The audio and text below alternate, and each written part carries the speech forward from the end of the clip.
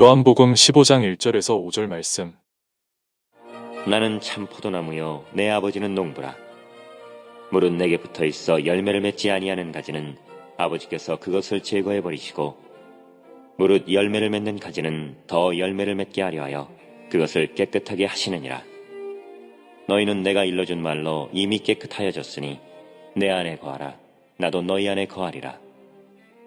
가지가 포도나무에 붙어 있지 아니하면 스스로 열매를 맺을 수 없음 같이 너희도 내 안에 있지 아니하면 그러하리라. 나는 포도나무요 너희는 가지라. 그가 내 안에 내가 그 안에 거하면 사람이 열매를 많이 맺나니 나를 떠나서는 너희가 아무것도 할 수 없음이라. 오늘도 지난주와 마찬가지로 우리가 변화에 대한 말씀을 갖고 여러분과 함께 나누기를 원하는데요. 실질적으로 변화는 우리의 의식 구조의 전환이든지 행동의 변화만으로는 부족합니다. 하나님이 도와주셔야 돼요. 그것을 우리는 하나님의 임재라고도 얘기하고, 또 하나님의 은혜가 우리 삶에 부어졌다라는 표현을 하기도 합니다. 저는 이 시간에 하나님의 말씀이 전하는 말씀을 통해서 여러분의 가슴에 부딪히고 거기에 끝나지 않고 여러분의 삶을 바꿔놓기를 주의 이름으로 축복합니다. 우리 오른손을 한번 높이 들겠습니다. 나는 하나님의 말씀이 내 삶을 바꾸고 하나님이 말씀하시는 원리가 내 삶의 원리라는 사실을 받아들입니다. 아멘. 아멘. 하나님의 비전은 우리가 번성하고 번창하기를 원하십니다. 하나님의 비전이에요. 하나님은 세상을 창조하시고 왕국을 만들겠다라고 하는 비전보다 우리가 잘 되기를 바라는 게 하나님의 마음이에요. 브레싱.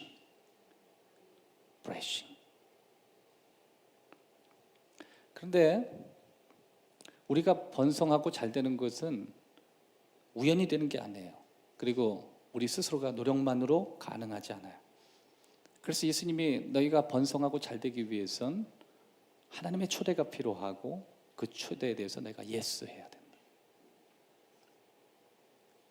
그리고 우리는 요한복음에서 누누이 우리에게 설명하는 게 영접이라는 표현을 많이 써요. 네가 받아들여야 된다.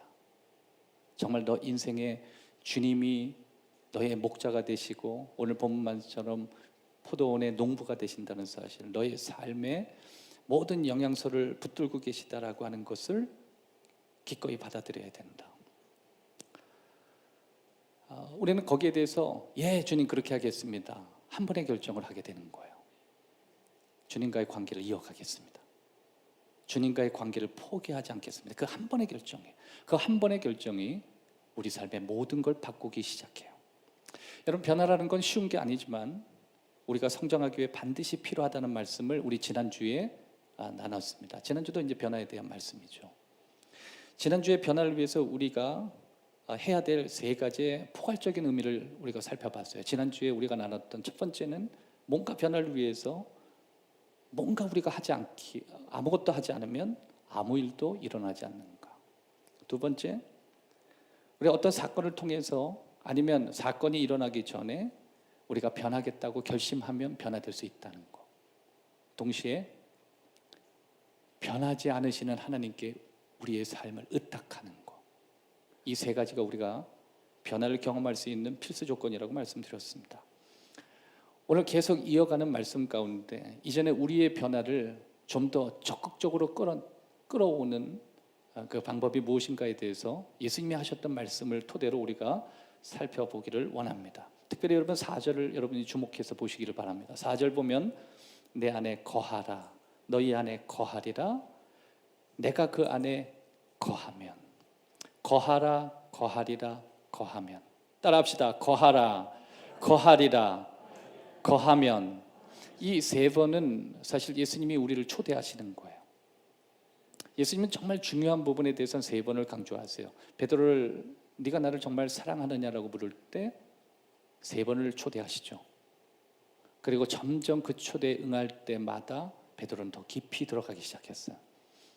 거하라, 거하리라, 거하면. 이 내용도 마찬가지예요. 이 내용의 하나하나의 물음 가운데 우리가 예스하고 들어가다 보면 굉장히 우리 삶이 깊어진다는 걸 느낄 수 있습니다. 저는 저와 여러분이 건강한 성장을 경험하기를 원합니다. 그렇기 때문에 이 변화라고 하는 것은 건강한 변화를 위해서 필수적인 요소라고 하는 것입니다.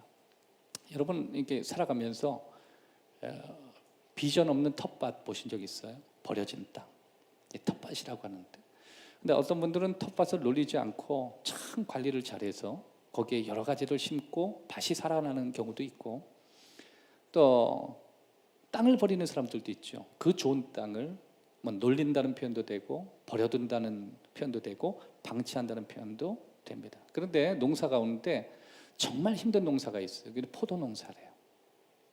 이 포도 농사 이 재배라고 하는 것은 예수님 시대 약 2500년 전부터 시작한 재배법이래요. 그러니까 이미 예수님 시대에는 포도 농사가 시작된 2500년 이후에 정착되어 있는 포도에 대한 재배술이나 포도를 어떻게 해야 풍성히 열매를 맺는지 사람들은 익히 알고 있는 그런 상황 속에서 예수님은 이 본문을 설명하고 있는 것입니다. 여러분, 건강한 성장은 우연히 일어나지 않는다는 거 저와 여러분이 꼭 기억했으면 좋겠어요. 따라합시다. 건강한 성장은 절대 우연히 일어나지 않는다. 포도송이 하나하나에 의도적인 관심을 갖는 거예요. 여러분, 포도밭에 가는 진리가 저와 여러분이 가지고 있는 영적 진리하고 너무 같다라는 것 여러분 잘 알고 계시죠? 그래서 그 밭을 읽어본 사람, 포도 농사를 해본 사람은 그 농사의 진리와 우리가 가지고 있는 영적 진리가 너무 같다라는 걸 잘 알고 있어요.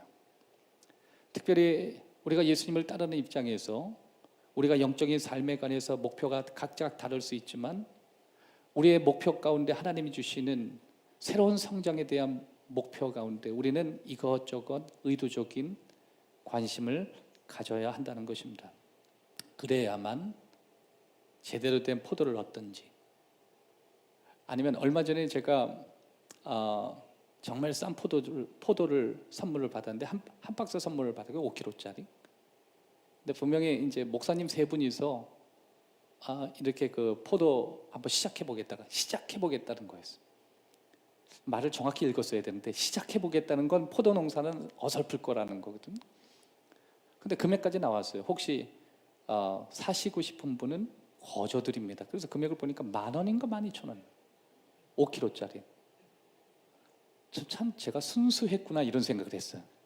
목사님들이 이거 조합 형태로 해서 참 포도 농사를 나누려고 했구나. 그래가지고요 5kg짜리 그걸 또 이제 그 사겠다는 마음을 가졌는데, 또 저희 목사님들 모임에 갔더니 그 모임 참석하면 그거 다 한 박스씩 무료로 준다고. 그래서 사실 바빴는데도 그거 받으러 갔습니다. 일단 결론부터 얘기하면 괜히 갔다는 거. 그거 받고 나서 기분이 굉장히 좋았는데 밥 먹고 나서 빨리 그거 열으라고, 빨리 씻으라고 해서 딱 여는 순간 세상에 이게 포도인지 젤리인지, 이건 포도라고 할 수가 없는 포도가 제 눈앞에 있었던 거예요. 그때야 첫 번째 했던 농사라는 얘기가 생각이 났어요. 그러니까 싸고 그러니까 이렇게 좋지, 그거였어요. 먹으면서 기분이 안 좋았고요. 그냥 한 송이씩 먹습니다. 버릴 수 없어서 먹는 거고 또 버리기에는 또 애매하고. 여러분, 하나님께서 우리에게 주시는 이 풍성한 삶이라고 하는 것은 정말 어려운 거예요. 사람들이 예수만 믿으면 다 삶이 풍성할 거라고 생각하는데 정말 예수를 잘 믿어보면 그게 우연이 아니라는 걸 잘 알게 돼요. 거기는 삶의 원리가 있고 정말 의도적인 관심이 그 안에 있었다라는 것을 우리가 발견하게 됩니다.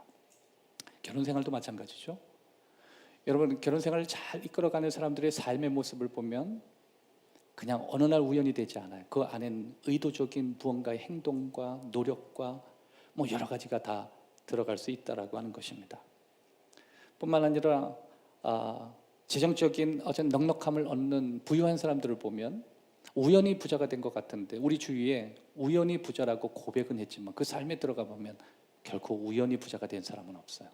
의도적인 부자가 됐고 그렇게 되기로 결심했던 사람이 그렇게 됩니다. 여러분, 공부를 잘하는 사람은, 우연히 잘하는 사람은 제가 지금까지 본 적이 없어요. 공부 잘하겠다고 어느 시점에서 마음을 먹었고 거기에 힘을 쏟았고 의도적으로 노력했고, 그래서 그는 그런 결과를 얻게 되었던 것입니다. 예수님으로부터 우리에게 일어나는 모든 사건이 우연히 일어나지 않아요. 신앙은 우연이 없습니다. 모든 건 의도적이에요.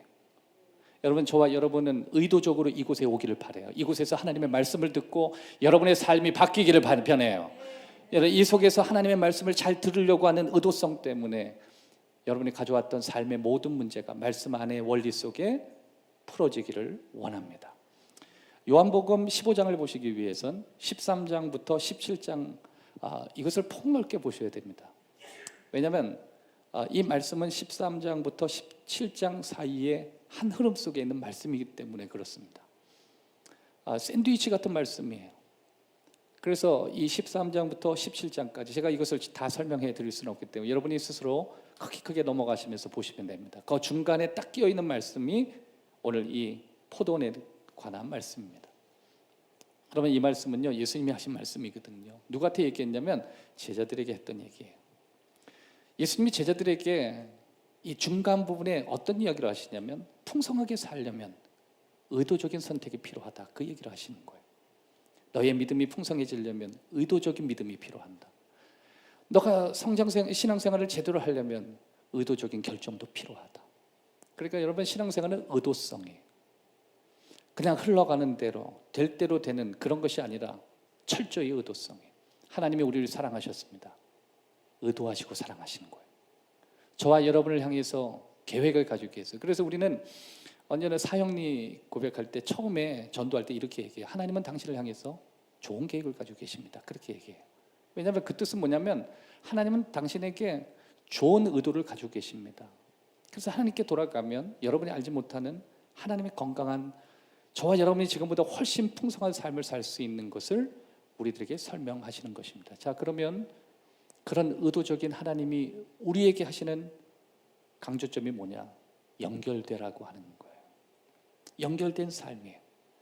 여러분, 성경에 보면 예수님이 최후의 만찬에서 함께했던 제자들이, 어떤 제자들은 의도적으로 붙어 있었고 어떤 제자는 의도적으로 떨어졌습니다. 그래서 대표적으로 우리가 의도적으로 예수님을 떠난 사람, 그 사람은 가룟 유다라고 하고, 그리고 그 최후의 만찬에서 끝까지 예수님께 붙어 있는 사람을 11명의 제자라고 그렇게 설명을 하는 거예요. 물론 11명의 제자도 예수님을 떠나봤습니다. 여러분 잘 알고 있죠? 예수님을 떠난 순간 그들의 삶이 얼마나 황폐해졌든지, 그리고 그들이 다시 회복되는 과정 안에서 다시 하나님 앞에 붙기로 결정한 거예요. 베드로가 회복되기 시작했습니다. 제자들이 회복되기 시작했습니다. 그들의 가정이 회복되기 시작했습니다.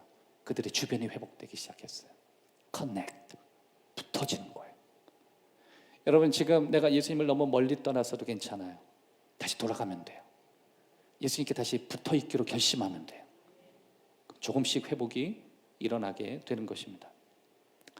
오늘 이 본문 말씀을 통해서 특별히 어떻게 하면 우리의 삶에 정말 놀라운 변화를 이끌어 올 수 있을까? 지난주는 포괄적으로 우리가 나눴다면 오늘은 이 변화에 대해서 좀 더 깊이 있게, 그리고 여러분 삶에 적용이 가능한 내용을 가지고 나눠지기를 원합니다.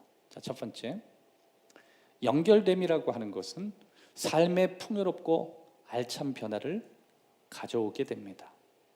요한복음 15장 1절에 보면 나는 참 포도나무요 내 아버지는 농부라. 이 뜻은 뭐예요? 붙어있다. 커넥트, 붙어있다. 나는 아버지께 붙어있다. 하나님과 나는 붙어있는 사이다. 여러분, 예수님은 풍성한 삶이 예수님과 연결된 삶에서 온다고 가르치고 계시는 거예요. 여러분, 우리는 예수님께 붙어 있다는 것이 자칫 잘못 이해하게 되면 수동적인 태도를 갖고 산다거나, 뭔가 우리는 가만히 있는데 하나님이 우리를 붙어주셔서 하나님이 알아서 이끌어준다고 생각하지만, 이 말씀을 잘 보면 내 안에 거하면이라고 하는 2절 말씀부터 우리가 자세히 보게 되면 2절 이렇게 말씀 있죠. 물은 내게 붙어 있어. 내게 붙어 있어. 여러분, 이게 붙어 있다라고 하는 이 개념이 무슨 개념이에요? 이건 수동적인 개념이 아니라 능동적인 개념이에요. 그냥 수동적으로 우리가 연결되는 거에 멈추는 게 아니라 우리가 하나님과 우리 사이에 붙어 있게 되는, 연결되어 있는 이 고리는 우리가 하나님께 무언가 해야 되는 액션이 있을 것이라고 말씀하시는 거예요.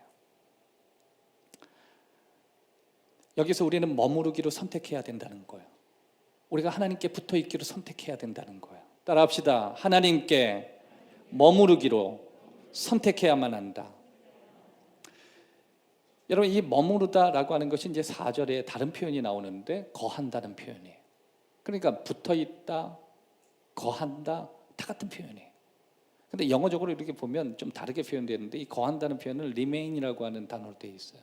그러면 이 거한다는 표현이 3개의 다른 표현으로 되어 있는데 다 비슷한 표현, 다른 표현을 우리가 가지고 있어요.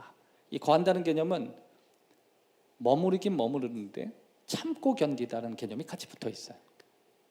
여러분, 어떤 지역에 우리가 머무를 때 그 속에 있는 어떤 변화된 문화, 또 상황, 조건, 벗어나고 싶은 어떤 기후적인 영향, 이것을 극복하고 머물게 되는 거예요. 또 한 가지는 산다는 개념이 있어요. 거기 안에 산다. 그리고 또 한 가지는 거주한다. 다 비슷한 개념이에요. 하지만 여러분, 거기에서 머물다라고 하는 개념은요, 내가 능동적으로 뭔가 견디기 위해서, 참기 위해서, 뭔가 거기서 살아가기 위해서 우리는 노력해야 된다는 것을 예수님이 말씀해 주시는 것입니다. 그러면 그 안에 머무른다는 것은 어떤 의미를 우리에게 설명하냐면 그 안에서 살아가는 것, 그리고 그것 안에서 남아있는 것, 이게 머무르는 거예요. 여러분, 우리의 삶에서 예수님이 말하는 장소로 우리의 모든 생활권을 그리로 옮기는 거예요. 예수님이 원하시는 그 장소로 우리의 삶을 옮겨가는 거예요. 그러니까 거한다라고 하는 개념은 우리에게 굉장히 스트레스를 줄 수 있는 개념이에요. 왜 그러냐면 내가 살던 모든 삶의 패턴에서 하나님이 원하시는 장소까지 나를 이끌어가는 단계가 필요하기 때문에 여러분, 우리가 보통 이사를 갈 때 우리는 정말 적극적으로 뭔가를 움직이고 싸고 버리고 엄청난 적극적인 행동이 필요하잖아요. 물론 요새는 이삿짐 센터를 통해 가지고 나 대신 해주는 여러 사람들이 있지만 사실 정말 많은 부분들은 우리의 적극적인 의도가 필요하고 움직임이 필요한 거예요. 그래서 우리 삶에서 예수님이 원하시는 장소, 내가 나의 삶에서 예수님이 원하시는 위치로 나의 삶의 발걸음을 옮기는 것, 이것이 거한다는 개념이에요. 그래서 우리는 예수님 앞에 거한다는 게 쉬운 게 아니라 내 삶에 살아왔던 방향을 바꾸는 정말 강력한 결정이라고 하는 것입니다. 그럴 때 예수님은 우리를 신선하게 하고 우리를 회복시켜 주시고 우리를 새롭게 하시는 거예요. 예수님이 내 삶의 모든 곳이 되시는 바로 그 위치까지 내가 가는 것이 거하는 거예요. 예수님이 원하는 그 수준까지 내 삶을 끌고 가는 것, 그게 거한다는 거예요. 그리고 그 속에 계속 머무는 것, 그것이 거한다는 거예요. 단회적으로 우리가 예수님을 믿고 삶을 잠깐 바꿔놓을 수 있지만 계속 그 자리에서 유지한다는 것은 얼마나 많은 치열함이 필요한지 우리가 잘 알고 있어요. 그래서 많은 사람이 단회적으로 은혜를 받았다가 곧 다시 예전으로 돌아가는 것은 그 속에 거주하기로 결정하지 않았기 때문에 그런 거예요. 사랑하는 여러분, 우리가 어디까지 이르렀든지 그것이 주님께서 나를 새롭게 하시고 나를 바꿔주시고 나를 변화시킬 수 있는 자리였다면 그 자리에서 견디십시오. 그 자리에서 견뎌서 거기 안에 살고 그 안에 거주하고 그렇게 살아가는 것이 우리가 남아있는 것입니다. 예수님께서 조만간 제자들과 더는 육체적으로 함께하지 못하게 될 것이라는 걸 아시고 의도적으로 제자들의 생각 속에 이 포도나무의 그림을 그려주시면서 채워주고 계시는 것입니다. 왜냐하면 믿음의 성장을 위해서 필수적인 요소가 바로 이 포도나무의 진리 가운데 다 들어가 있기 때문에 그렇습니다. 이 포도나무 비유를 통해서 예수님은 제자들에게 이렇게 설명하고 있는 것입니다. 내가 원하는 장소로 옮기는 것, 그리고 내가 원하는 삶에 너희가 계속 머무르는 것, 이것이 포도나무에서 너희가 배워야 될 원리 가운데 하나인 것이다. 그래서 이 포도나무인 거예요. 그런데 이 포도나무가요, 포도나무 비유를 하시면서 이걸 다 그냥 긍정적으로 설명하지 않아요. 2절을 한번 보겠습니다. 물은 내게 붙어 있어 열매를 맺지 아니하는 가지는 아버지께서 그것을 제거해 버리시고, 뭐라고요? 제거해 버려. 영어로 보면 cut off 이렇게 돼 있어. cut off. 자르신다. 무릇 열매를 맺는 가지는 더 열매를 맺게 하려 하여 그것을 깨끗하게 하시느니라. 자, 그러면 첫 번째, 우리는 왜 연결됨에서 하나님께 붙어 있는 데에서 자꾸만 떨어지는가? 왜 사람들은 하나님과 연결됨을 부담스러워하는가? 여러분, 우리는 하나님이 우리에게 어떤 마음을 가지고 계시는가를 생각해 볼 필요가 있어요. 여러분, 하나님께서는 결코 우리들의 삶 가운데 그렇게 낙천적으로 모든 일을 다 처리하지 않아요. 여러분, 하나님께서 저와 여러분을 지금보다 훨씬 더 아름다운 포도나무가 되기 위해서 컷오프 하시는 일들을 많이 경험하실 거예요. 어떤 분은 저와 여러분이 지금 있는 상황 속에서 좋은 자리에 있기도 하실 것이고, 또 어떤 분은 좋은 위치에 있지 않는, 좋지 않은 상황 속에 예수님이 컷오프를 두신 분도 있을 거예요. 그러나 중요한 건 뭐예요? 주님은 우리가 풍성하게 되기를 원하신다라고 하는 것입니다. 자, 계속 말씀을 보시면 예수님이 이런 말씀을 하셨습니다. 무릇 열매를 맺는 가지는 더 열매를 맺게 하려 하여 그것을 깨끗하게 하시느니라. 그것을 깨끗하게 하시느니라. 여러분, 여기서 그것을 깨끗하게 하시느니라, 여기서 혹시 볼펜을 가져오신 분은 언더라인을 그으시면 좋습니다. 여기서 깨끗이 한다는 개념이 무엇이냐면 브런치를 정리한다는 거예요. 두 가지 의미가 있는데, 왜 깨끗한다는 표현을 썼냐면 가지치기 한다는 표현을 다르게 표현한 거예요. 그러면 이건 첫 번째, 열매 맺지 못하는 것을 제거하신다는 의미가 있습니다. cut off. 또 한 가지 의미가 있습니다. 열매 맺는 것을 재배하기 위해서 또 cut off를 하신다. 그러니까 좋은 가지도 cut off, 좋지 않은 것도 cut off. 하나님은 오늘도 우리를 그렇게 적극적으로 관리하고 계신다는 것입니다.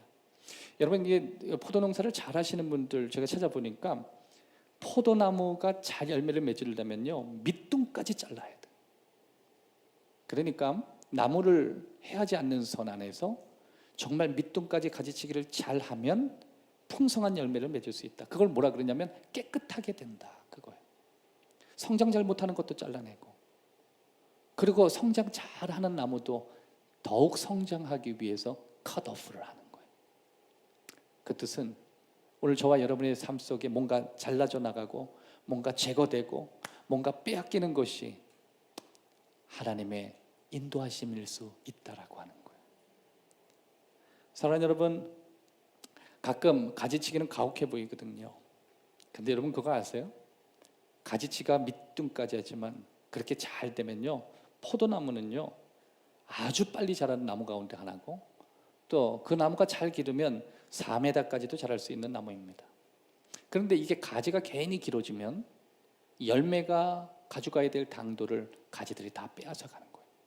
그래서 가지치기를 하시는 거예요. 여러분, 가끔 저와 여러분이 원하는 목적, 원하는 목표, 삶의 어떤 계획들, 하나님이 가끔 컷오프를 하실 때가 있어요. 왜냐하면 이것 때문에 너의 믿음이 잘 안 자라니까, 이것 때문에 하나님과의 관계가 깊이 나아가지 못하니까. 여러분, 가끔 우리에게 단 것을 많이 주시지만 그 단 것이 우리의 삶에 하나님과의 관계를 깰 수도 있고, 그것 때문에 기도의 자리로 나가지 않을 수 있고, 그것 때문에 하나님 앞에 가질 수 있는 시간이 없다라는 마음을 가질 수 있기 때문에 그렇습니다. 여러분, 우린 참 감사하죠. 축복을 많이 주시면 그러면 기도를 많이 할 것 같은데, 이상하게 축복을 많이 해주시면 기도할 시간이 없어지는지 몰라요. 그렇게 좋은 차를 주고 좋은 집을 주고 건강을 줬더니 있어야 될 곳이 아니라 다른 곳으로 가더라는 거예요. 출세를 시켜줬더니 출세시켜 바빠서 교회 갈 시간이 없다 그래요. 건강을 주시니 그 건강 가지고 할 일이 많다고 하는 것이 우리라는, 그 가끔 cut off. 그것 때문에 우리는 기도하게 돼요. 여러분, 딱히 우리가 갈 곳이 없다는 건 축복이에요. 교회 오면 되잖아요. 여러분, 잘 나가시죠? 두려워하십시오. 잘 나갈 때 시간을 내고, 잘 나갈 때 기도하고, 잘 나갈 때 하나님 앞에 더 헌신하고, 아멘. 그러면 더 잘 나가게 해요. 근데 잘 나가게 했더니 시간 없다 그러고, 뭐 여기저기 놀러 간다 그러고, 그렇게 되면요, 주님께서 그거 밑둥까지 다 자릅니다. 딱히 갈 곳이 없도록 만들어요. 딱히 부르는 곳도 없게 만들어요.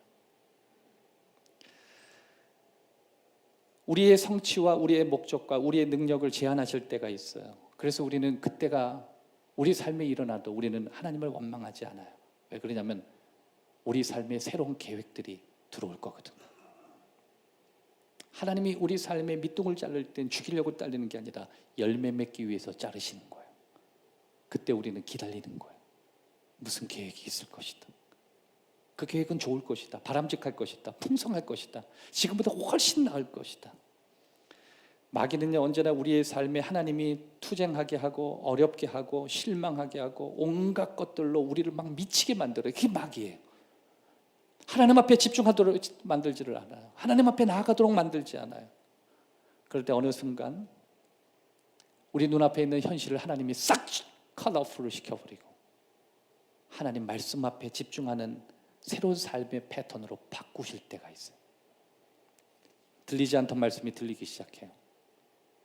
흐르지 않던 눈물이 나오기 시작합니다. 사랑하는 여러분, 우리가 왜 붙어있지 않는 이유가 무엇인지 우리는 알 필요가 있어요. 오늘 4가지. 세계적으로 우리는 왜 믿음 생활하지 않는가? 우리는 왜 하나님과 붙어있지 않는가? 세계적으로 리서치를 해서 통계를 냈는데 4가지가 통계가 나왔습니다. 첫 번째, 무절제 때문에 그렇대요.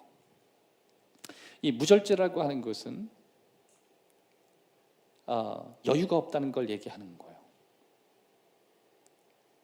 언제나 하나님 우리에게 삶의 공간을 주시는데 절제하지 못해서 그 공간을 자꾸만 넘어서는 거예요.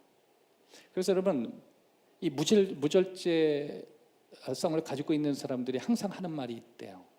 시간이 없다는 말이래요. 여러분, 예수 믿는 사람이 하지 말아야 될 말 가운데 시간 없다는 말이에요. 왜냐하면 하나님은 우리를 다스리고 다스리게 만드셨어요.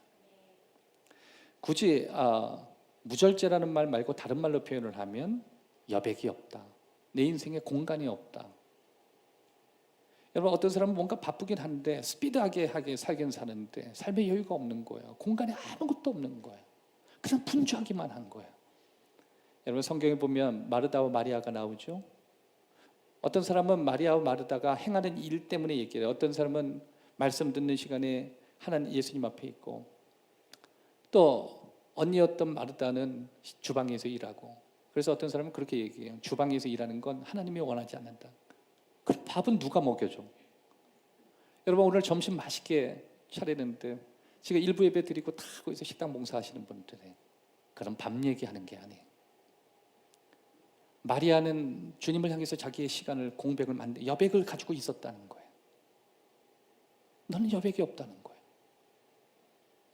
사랑하는 여러분, 이후에 예수님의 말씀도 들을 수도 있고 결정해서 다시 주님께 나아갈 수도 있고 다른 걸 요청할 수 있는데 예수님이 들어갈 공백이 그에게는 없었던 거예요. 하지만 마리아는 그렇게 바쁜 환경 속에서도 예수님이 들어갈 여백이 있었어요. 그래서 예수님께 붙어있지 않는 사람들의 첫 번째 이유가 절제함이 없다는 거예요. 자신의 시간에 대해서 여백을 만들어내지 못하고 자꾸만 과부하가 걸려 있는 거예요. 그래서 이렇게 말한 모든 사람들이 삶에 과부하가 걸렸대요. 여러분, 예배를 드리지 못할 만큼 바쁘게 만든대요. 하나님 앞에 집중하지 못할 만큼 여유가 없도록 만드는데요. 그것이 전 세계에 공통된 하나님께 나를 붙어있지 못하게 만드는 이유 중에 하나예요. 두 번째, 영적으로 피로하대요. 정신적으로 사람들이 굉장히 피로하다는 거예요. 그냥 모든 게 피곤해서 이걸 뭘 탈진했다고도 할 수 있고 뭔가 우리 에너지를 다 소진해서 그것이 우리의 정신적인 데를 고갈하기도 하고 우리 영적인 데를 고갈하기도 하는 거예요. 수고하고 무거운 짐진 자들을 다 내게로 오라. 내가 너희를 쉬게 하리라. 예수님이 우리 쉬게 하신다 그래요. 그래서 그 안에 레스토레이션이 없는 거예요. 쉼이 없는 거예요. 쉴 수 있는 시간이 없는 거예요. 가시나무 이런 노래 들어보면 조성모 씨 노래 보면 내 안에 가시가 많다 그래서 쉴 곳 없네. 좀 있으면 이제 추워지면 그 노래 나올 거예요. 내 안에 내가 하도 많아. 거의 뭐 복음성 것처럼 들리는 그런 그런 노래인데 정신적으로 피곤해. 하나님 피곤합니다. 예배를 드릴 때도 피곤하고 사는 게 피곤하고 만나는 사람마다 피곤하고 온통 삶이 피로하니까 하나님이 그 피로한 데에 나와 붙어 있으라고 할 수가 없는 거예요. 세 번째, 아픈 상처예요. 이 아픈 상처라고 하는 건 과거의 문제들이 나를 잠깐 무력하게 만드는 거예요. 여러분, 이 해충과 질병이라고 하는 것은요, 죽은 데에서 옮겨 붙어요. 그래서 여러분 아마 아실 거예요. 이 질병 가운데 아주 심각한 질병은 전염병이에요. 전염병은 언제 많이 일어나죠? 사람이 많이 죽었을 때. 그 시체 안에서의 바람을 타고 날아가는 거예요. 해충도 그렇고요, 질병도 그래요. 그래서 전염병이 죽은 사람으로부터 막 올라오잖아요. 심각한 죽을 병들이 어떻게 올라와요? 죽은 것으로부터, 산 것으로부터는 잘 안 올라갑니다. 죽은 데에서 날아오는 거예요. 여러분 삶의 과거에 죽어있는 상처들 있죠? 이미 죽어버렸던 과거는 죽은 거거든요. 이미 다 죽었어요. 죽은 데서 옮겨 붙는 거예요. 죽었던 생각, 죽었던 삶, 죽어버렸던 내 관계들, 여기에서 옮겨 붙어서 내 삶에 그것이 나를 견인해서 예수님께 붙어있지 못하도록 만드는 거예요. 그래서 예수님께 집중하고 싶어도 과거의 그 아픈 상처가 나를 자꾸만 붙들고 나에게 무력감을 주는 것입니다. 또 한 가지는 버릇없는 나의 삶의 모습이에요. 이걸 버릇없다라고 말하는 것보다도 이렇게 표현할 수 있어요. 성숙하지 못하다. 여러분, 왜 제가 버릇없다라고 하냐면, 버릇없는 사람들을 특징을 딱 보면 일단 성숙하지 못해요. 가지 가운데 성숙한 가지가 있고 미성숙한 가지도 다 주님 품 안에 있다는 사실 아시죠? 그런데 여러분, 정말 그 가문을 보면요, 성숙한 교육을 받은 사람은 어른들을 잘 섬길 줄 알아요. 그래서 성숙한 거예요. 그런데 가끔 그 나이와 다르게 우리가 미성숙한 모습을 갖고 살 때가 있어요. 그럴 때는 우리가 무슨 생각을 하죠? 참 좋지 않은 생각, 잘 성숙하지 못했구나, 미성숙했구나. 그러니까 사실 우리 삶에 나도 모르게 자꾸만 버릇없는 행동들이 자꾸 나오고, 남들이 보기에도 평균 이하의 행동이 자꾸만 나온다는 건 뭐냐면 내가 아직 덜 성숙했다는 거예요. 근데 영적으로도 마찬가지예요. 그런데 보통 포도나무에서 미성숙한 가지가요, 계속 그 자리에서 올라온대요. 그것도 잘라내줘야 돼. 미성숙한 데서는 계속 미성숙한 거 나온대. 보통 한 3년 정도는 그 자리에서 계속 나온대. 그럼 그 자리에서 계속 그걸 컷오프를 시키다 보면 시간이 지나면 거기서 좋은 가지들이 올라오는데, 몇 년의 노력이 필요하대. 이미 성숙한 가지는요, 한두 번 잘라도 거기서 아름다운 열매를 잘 할 수 있도록 건강한 가지들이 계속 나오는데, 이게 미성숙한 건 그렇게 된다는 거예요. 여러분, 하나님이 가끔 우리가 영적인 성숙도 밖에서 살고 나도 모르게 파행적인 행동을 하고 파행적인 말을 하면 하나님 우리 버리진 않습니다. 제가 아까 실수한 대로 자녀를 버리듯이 그런 분이 아니세요. 그냥 오래 기다리세요. 연단을 받는 거예요. 참 돌고 도는 거예요. 삶이 힘든 거예요. 그러다 여러분 나중에 다 이제 하늘나라 주님이 부르셔도 이상하지 않을 나이 정도 되면 다 깊어지시잖아요. 근데 우리의 목표는 뭐예요? 하나님이 우리의 삶의 마지막 부분에 성숙한 걸 원하는 게 아니라 살아가면서 성숙하는 걸 원하시거든. 왜냐하면 그 안에서 우리에게 주시는 열매가 있기 때문에 그렇습니다. 컷오프한다는 개념이 무슨 개념일까요? 우리가 덜 성숙할 때, 우리가 미성숙할 때 하나님 가끔 우리에게 고난을 주시는 거예요. 아픈 거예요. 아픈 기억들을 주시는 거예요. 그것을 통해서 우리를 세워주시는 거예요. 그래서 가끔 그러한 우리의 모습들이 주님께 붙어있지 못하도록 그렇게 우리를 이끌어 간다는 것입니다. 그래서 여러분, 성숙한 사람들은 신앙생활을 성숙하게 합니다. 인생을 깊이 살았던 경험을 가지고 계신 분이 한 번 결정하면 그 사람들은 인생을 또 인생의 깊이만큼 믿어요. 여러분, 기도도 마찬가지입니다. 기도도 은사를 받고 하는 경우도 있지만 이게 인생을 살고 깊이 살면요, 기도도 깊어지더라고요. 하나님이 아마 그걸 원하시는 것 같습니다. 히브리서 10장 19절 이하의 말씀 보면, 그러므로 형제들아, 우리가 예수의 피를 힘입어 성소에 들어갈 담력을 얻었나니 그 길에 우리를 위하여 휘장을 널어놓으신 새로운 산길이요, 휘장은 곧 그의 육체니라. 또 하나님의 집 다스리는 큰 제사장이 계시매 우리가 마음의 뿌림을 받아 악한 양심으로부터 벗어나고 몸은 맑은 물로 씻음을 받았으니 참 마음과 온전한 믿음으로 하나님께 나아가자. Cut off. 참 마음, 온전한 마음. 하나님은 관리하신다. 하나님 버려두지 않으신다. 하나님은 끊임없이 우리에게 격려하신다. 악한 양심으로부터 벗어나고 우리의 몸과 우리의 마음과 우리의 믿음이 하나님께 붙어 있기를 원하신다.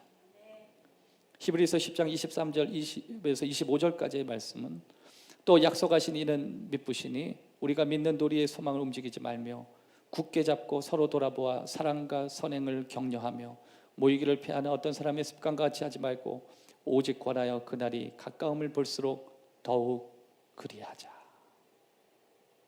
습관을 버리자. 좋은 습관으로 접붙임을 받자. 믿음 생활 잘하자. 깨끗하자. 서로 돌아보아서 사랑과 선행을 격려하자. 소망을 움직이지 말자. 끝까지 견뎌보자. 사랑하는 여러분, 오늘도 하나님이 저와 여러분을 그렇게 만드시기를 원해요. 두 번째, 우리의 변화가 직접적으로 우리 삶에 찾아오기 위해서 우리가 예수님과 다른 사람들과 연결되어야 되는 두 가지 이유가 있습니다. 예수님은 어느 날 갑자기 우리를 바꾸시겠다고 결심해서 바꾸시는 방식을 선택하는 것이 아니라 우리는 반드시 필수적인 어떤 과정을 통해서 우리를 바꾸시기로 결정하셨습니다. 2절 말씀 읽어드리도록 하겠습니다. 물은 내게 붙어 있어 열매를 맺지 아니하는 가지는 아버지께서 그것을 제거해 버리시고 무릇 열매를 맺는 가지는 더 열매를 맺게 하려 하여 그것을 깨끗하게 하시느니라. 첫 번째, 물은 내게 붙어 있어 그랬습니다. 우리는 예수님 없이 하나님 앞에 홀로 설 수 없는 존재라고 하는 것. 여기선 포도나무 되시는 예수님, 가지 되시는 우리들이 붙어 있어야 된다고 말씀하셨습니다. 우리는 예수님 없이 하나님 앞에 설 수 없는 존재. 사랑하는 여러분, 저와 여러분이 멀어졌던 예수님의 관계가 다시 붙어지는 관계로 나아가기를 바랍니다. 다시 예수님께 붙어 있기로 결심해야 되는 이유 중에 하나가 바로 그것입니다. 물은 내게 붙어 있어야만 한다.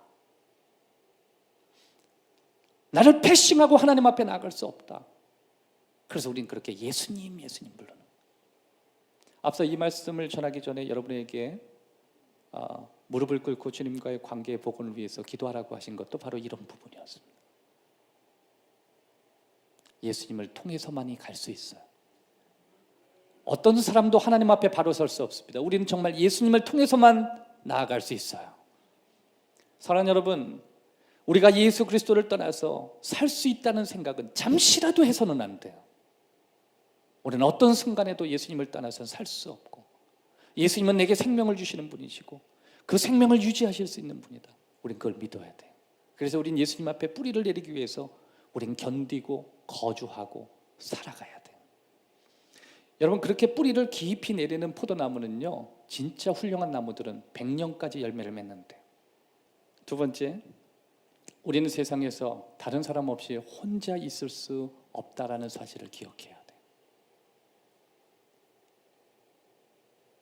포도나무에서 분리된다는 거 위험한 거예요. 건강한 줄기에 늘 있으셔야 돼요. 부단히 여러분 돌봐주셔야 돼요.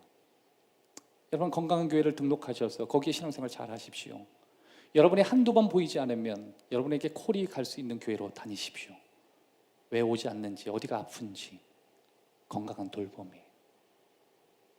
상태가 안 좋으면요, 이게 주일인지 토요일인지 월요일인지 막 헷갈릴 때가 있어요.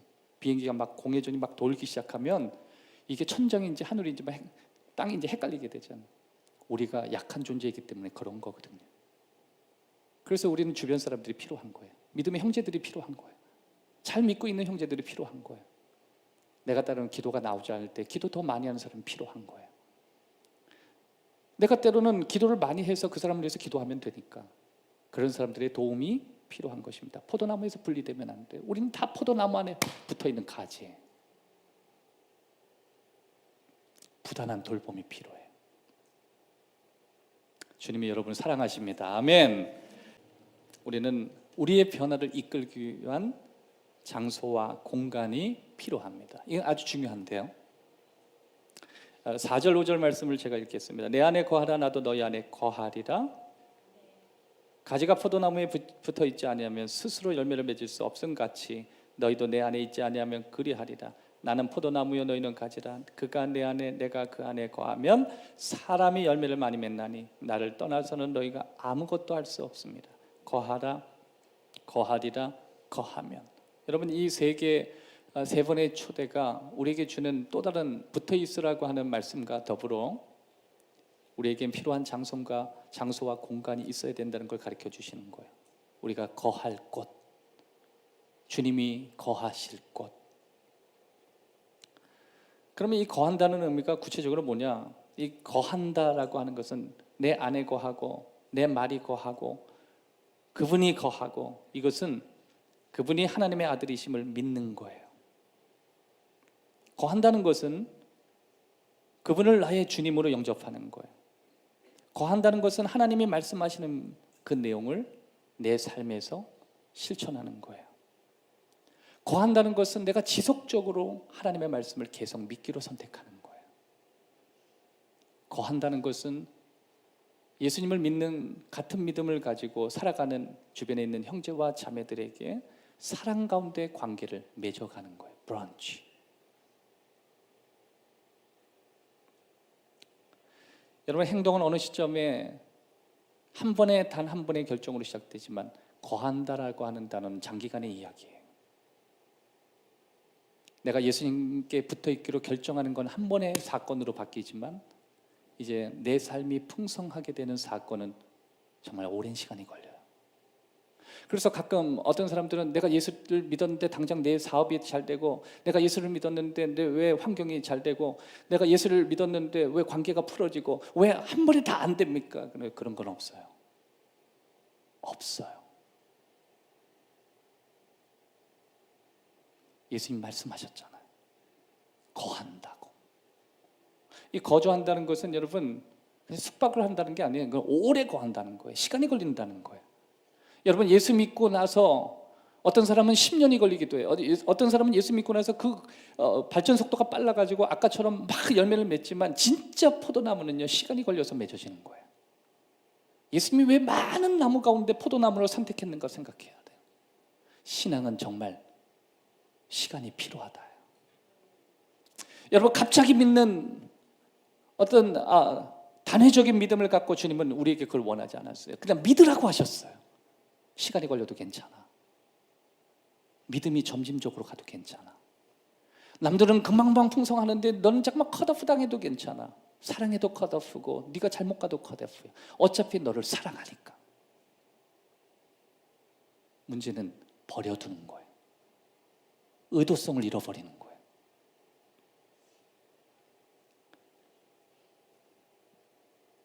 그러기에 앞서 구체적으로 첫 번째, 다른 사람들과 함께 하나님의 말씀을 파헤칠 성장할 수 있는 장소가 우리에겐 필요합니다. 그런 공간이 우리에게 필요해요. 이렇게 하나님의 말씀을 함께 고민하고 함께 듣고, 또 때로는 앞에 서 있는 말씀을 전하는 그 사람이 하나님 말씀을 잘 깊이 있게 묵상해서 그것을 여러분과 나누고 여러분이 생각하고 그것을 가져다가 여러분의 삶에 말씀을 적용하는, 깊이 파는 그런 공간이 필요해요. 그리고 그렇게 해서 여러분이 성장되는 그것이 필요합니다. 그게 거한다는 개념이에요.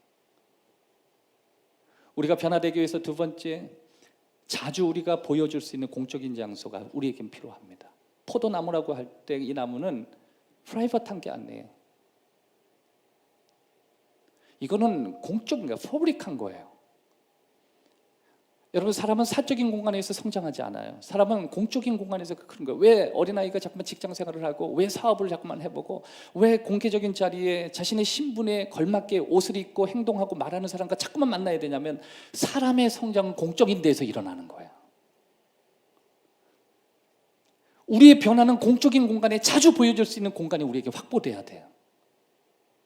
여러분 젊은 사람들이 오랫동안 자취하고 홀로 있는 가운데 성장하느냐? 성장보다 생각이 많아져요.